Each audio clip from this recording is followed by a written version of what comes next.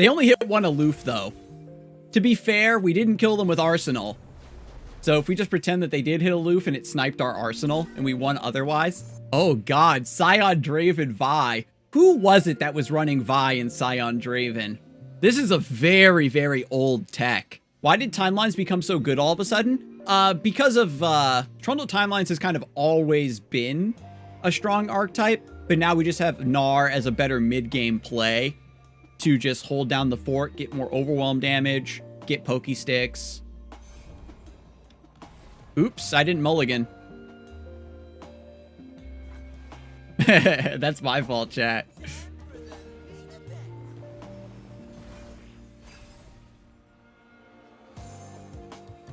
Woo!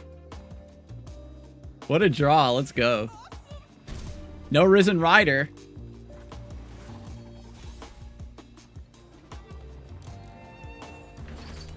It just makes your good cards better, yeah. It's okay. They can play Draven here. By attack with Endless Devout, they can Spinning Axe the Draven. Oh! Did the Draven's Biggest Fan actually trigger? So I'm going to attack, give them that trade. When they develop, we get Desert Naturalist, and it's OP. Otherwise, they just hit me for 2 damage, and I'm chilling.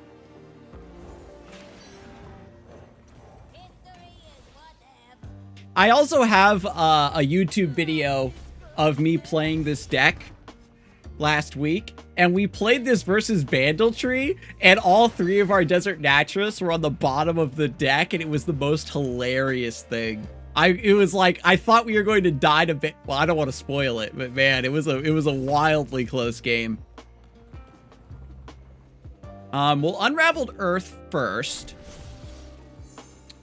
Ooh, XERATH. Control the board for me, daddy. Summon a card, come on. Don't step on these landmines I got over here now. That deck generally doesn't run 4 damage removal. They could have like double Mystic here, which would be very sad. You know how the old saying goes, if they send the burn to your units and not your face, you're kind of winning already, right?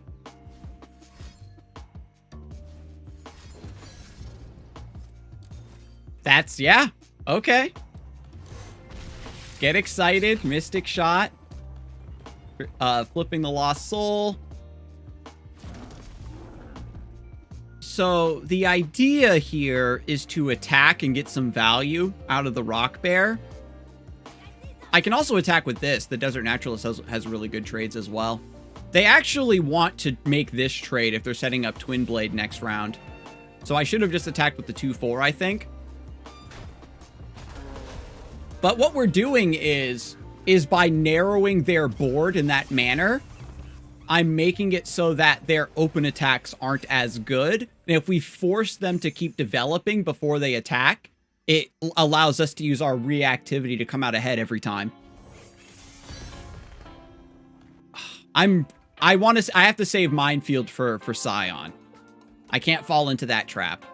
They've got a Flame Chompers, which would be very sad for me. Let's play Preservarium. Damn. Like I said, I don't mind taking a little bit of damage here. We can take a little damage as a treat. And in exchange for taking 1 more damage, I take away their Twin Blade Revenant value, because I don't want they're gonna get the Lost Soul back to their hand. There's a chance I might be able to even like mini morph that or something.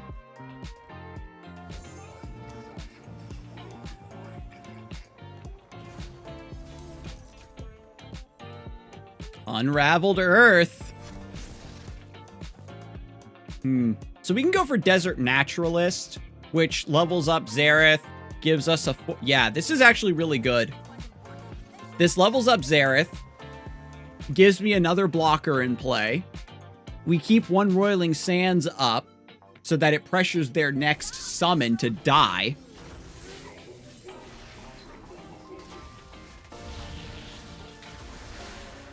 We need to try to find Minimorph for Vi. That's going to be the big threat. There's Draven. Rip Draven. Zap.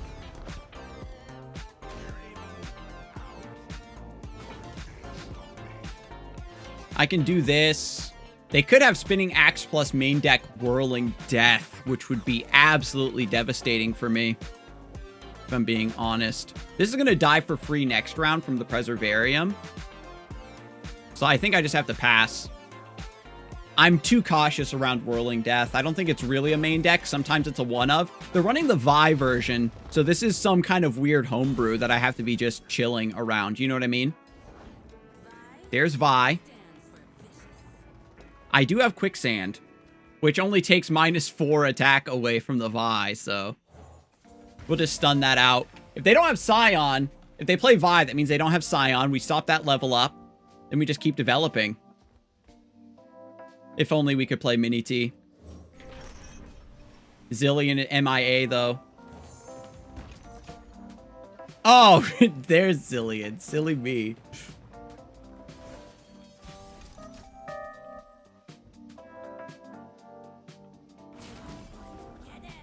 So we'll just attack like this. They get their value trade, but it's whatever. I could even use Quicksand to deny this further, but she's just gonna die, right? She has Tough.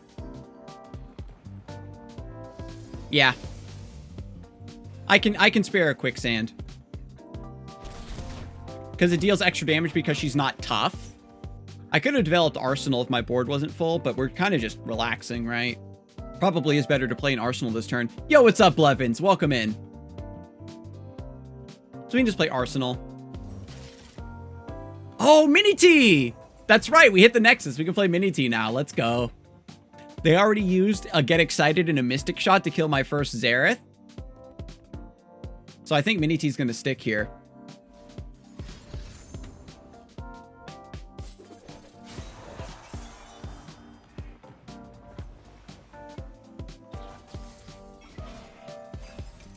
Oh my god, this deck is cruel.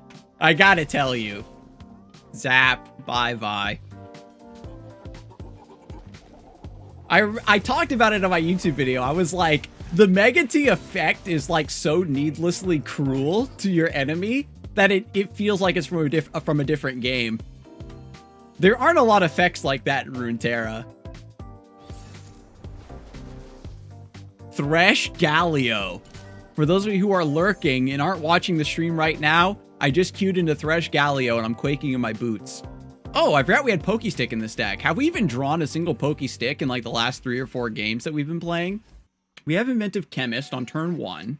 I don't know what's in that deck. I guess we keep the Pokesticks and the Rite of Arcane because they're good versus Petrocite Broadwing. And that's like the only card I can guarantee is in that deck.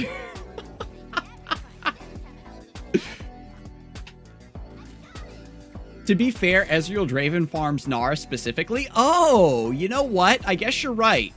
I guess you're right on Helpful Yoda. Galio wants to keep units alive, but Thresh wants units to die. I'm not seeing the synergy. The synergy is just Thresh cheating Galio out, right? I wonder if they're running like Caretaker or something. Ezreal Draven was destroying Azir Aurelia a long time ago? I can't see it.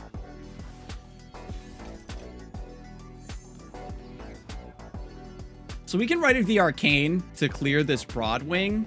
We can play ZILEAN first and see what they do. Vaults of Helia? Oh my god.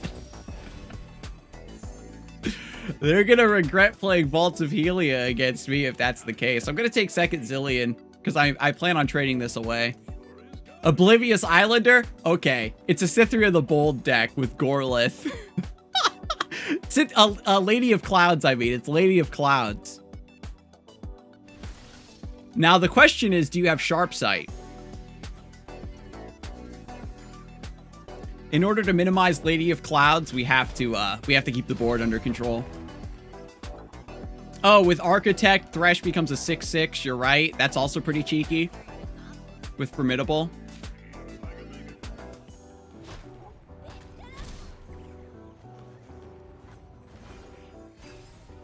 I'm actually scared, chat. I don't think we can deal with Lady of Clouds.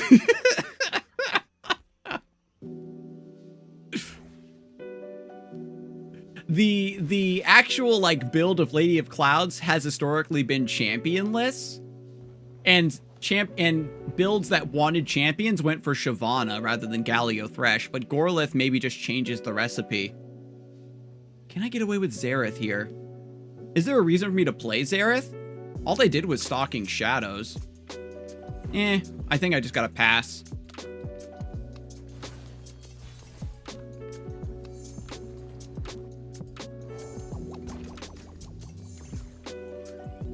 So we can just keep drawing cards. This is really unfortunate for us because we're a deck that just doesn't put on any pressure. And trying to outvalue Lady of Clouds in the late game is a pretty tall order, to say the least. With XERATH, we can snipe this Thresh, hopefully. Our effect works against us, though, because anything they summon that's smaller than Thresh, yeah, just gets sniped down instead. So we need to, like, damage the Thresh and then also hit it with Rite of Arcane. And they're going wide as hell. Okay. We'll Pokestick the Thresh here, trying to set him up. I could Pokestick over here to deny that card draw, but I'm going to keep mana open for Rite of Arcane. If they get Galio in play, what does it really matter to me? Just as long as we can chump block, we're okay. Good patience, not attacking there.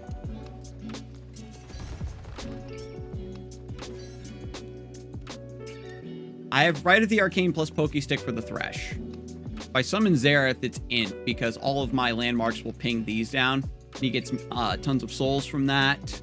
So I think it's best for me to just keep playing wide on the board, right? Play Chemist first. We get a landmark that we can sit on for Rite of the Arcane. They do have Galio.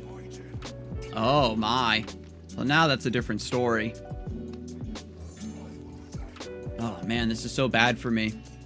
Galio levels up. They've got rallies. They have no attack power in play at the very least. We can just chump block Galio down and we're fine.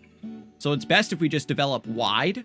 We've also got Chrono Shift coming. We lose out on the Roiling Sands from the Rockhopper, but I think just having bodies in play to block is acceptable. The bad news is if they have, like, Lady of Clouds, their board is full, so they can't do, like, Matron here, because they did play Oblivious Islander earlier. And we can just Chrono Shift, right? To block with XERATH over here. And there's nothing like your entire board gets formidable. It's Ember on the account today. How'd the game's been? I've been doing really good today, actually, with this deck. We can block here, so we get our landmark. We just deal damage over here. Again, the fact that they rally matters very little to us. I guess they want to, like, pull another Galio.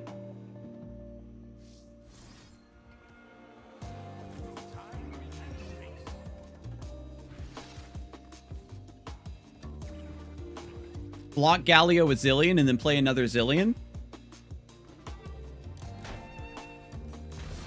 Probably gives us more options overall. We have Desert Naturalist. 1, 2, 3, 4, 5, 6. So we'd have to pop this Scrappy Bomb.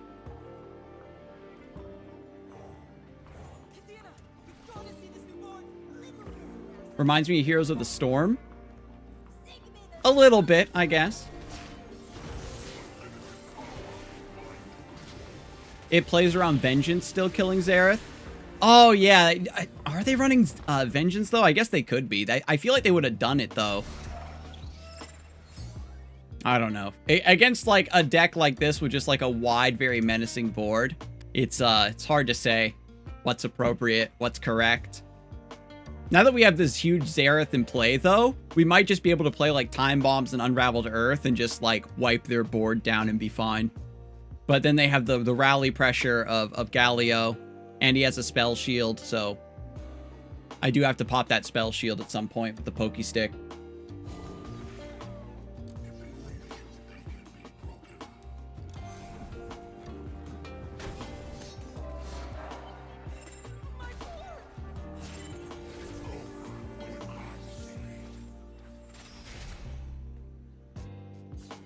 So if they rally with the Thresh, they get another Galio. Does the second Galio still trigger?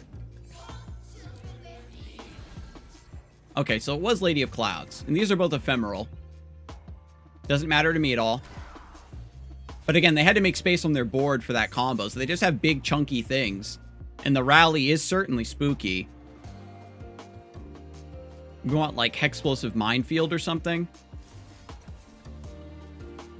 Let's pop the Spell Shield here. Because it doesn't take damage.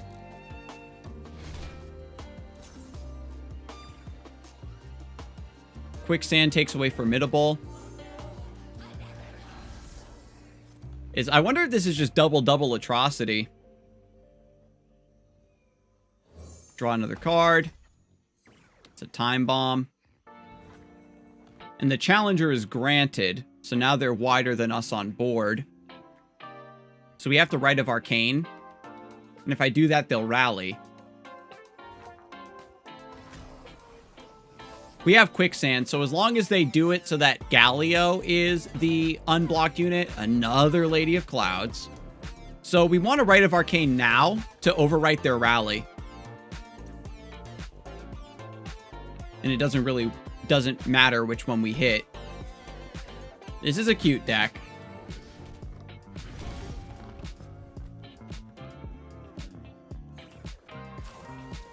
We have them down to 15, so there is a weird world where we just hit like a Scout Arsenal type thing, and we're chilling. Their board is full, so like they miss out on the Galio as well.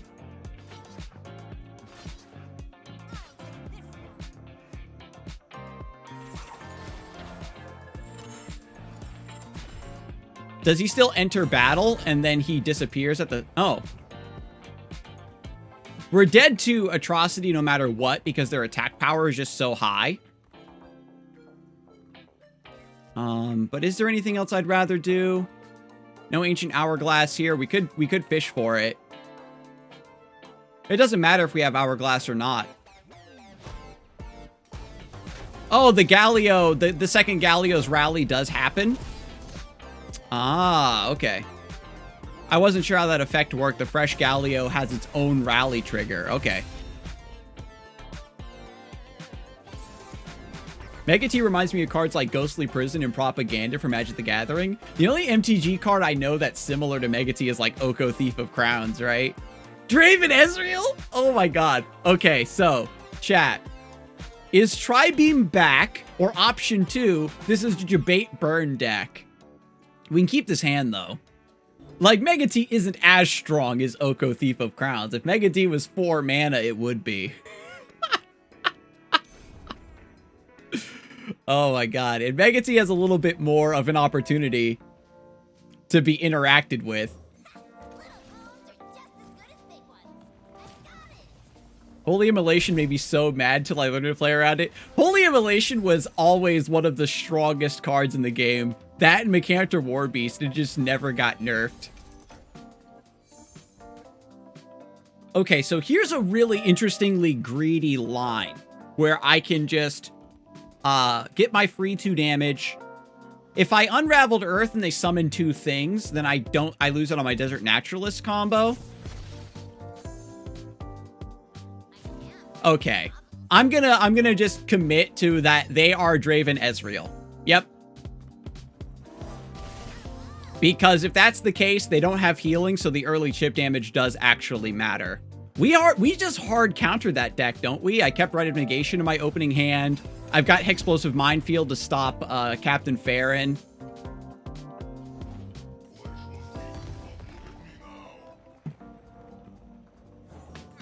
I'm gonna get my Rock Bear here, rather than summoning XERATH, because they could Thermo the XERATH, and I do not want that. I do have Hourglass, though. But having big board is fine against Vulnerable Thing. Have you replaced Quicksand with Wallop? You know what? I hadn't thought about it, Unhelpful Yoda. Quicksand's been doing fine for me, but I guess it kind of does the same thing.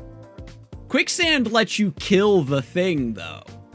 Wallop saves you, but Quicksand lets you kill the thing when you're on board alongside your opponent, right?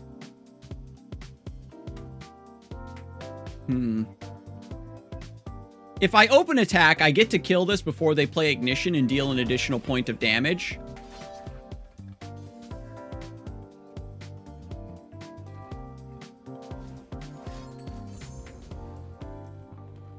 That's also fine. They have 5 mana. No Tri-Beam. We'll play ZILEAN here.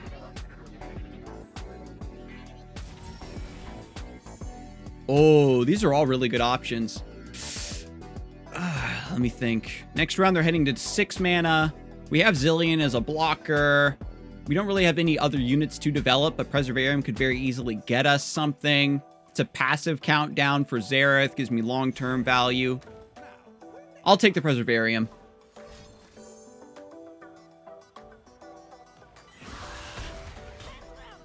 They have Papercraft swinging in and have Absolver or Might in hand. Quicksand is useless. I guess that's true. I haven't played against Papercraft enough to feel like I need that stun. But at higher levels of play, because again, this is a grab bag toolbox style of deck, it's very easy to change your ideas around what you want to build. I could play XERATH. They have enough mana for Tri-Beam, and then I just Hourglass or Rite of Negation. Let's play the XERATH. I'm gonna try to bait out their Tri-Beam here. Oh. Actually, I can trade like this and hit Time Bomb and wipe both of them.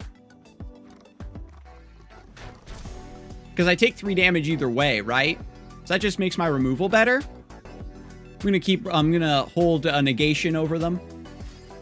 Oh, get excited. Thank you.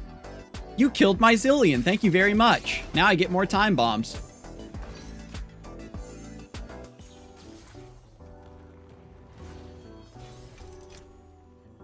I could probably cash in 1 minefield. We need like another Roiling Sands or something here. Static Shock, that's a new one. They're trying to set up like Ravenous Flock or something. It might be best for me to just Hourglass right now. Because it's not like I'm going to attack with the XERATH. Oh, I can get 2 XERATHs in play. That's cute. Let's do that, chat. Oh, but then they still have Tri-Beam potentially.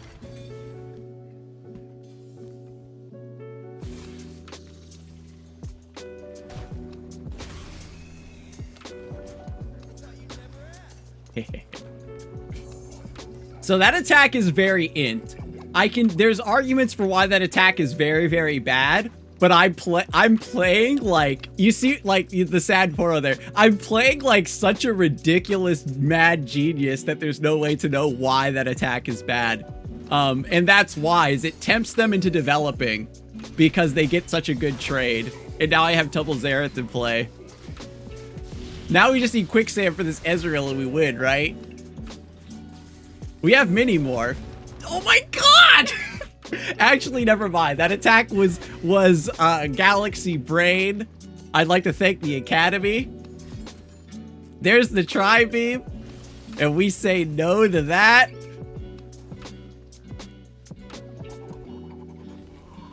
I do want to give props to my opponent for playing Ezreal Draven. Bringing back the ancient technology. That's like when you're playing an RPG and there's always that dungeon that's like a tower or some sort of floating fortress that has been forgotten by the ages.